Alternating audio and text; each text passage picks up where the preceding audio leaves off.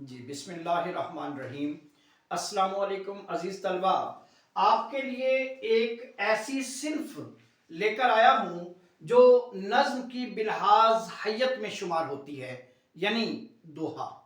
عزیز طلبہ، دوہا یقیناً آپ کے لیے ایک نیا صنف سخن ہوگی، لیکن یہ ہندی میں صنف بہت مشہور اور مقبول رہی۔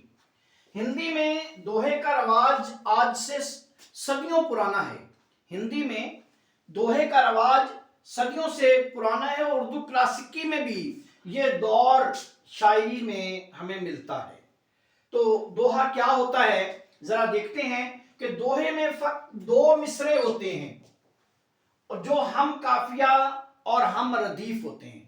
دوہے میں دو مصرعے ہوں گے، ہم قافیہ اور ہم ردیف ہوں گے، مگر ان دو مصروں میں ایک بڑا جہان معنی کے اعتبار سے آباد نظر آئے گا۔ زندگی کا نچوڑ اس میں آپ کو دکھائی دے گا، بلکہ ایسا مشاہدہ نظر آئے گا جو عین حقیقت ہو۔ آئیے اب ہم مثالیں دیکھیں گے۔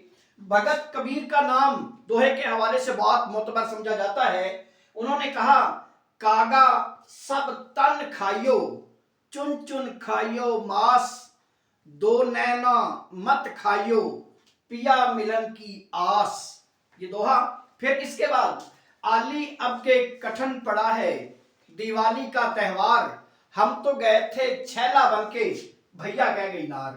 یہ تھا آج کا ہمارا دوہا جو آپ کو تعریف کی صورت میں اور مثال کی صورت میں آپ نے دیکھا ہوگا۔ بہت شکریہ۔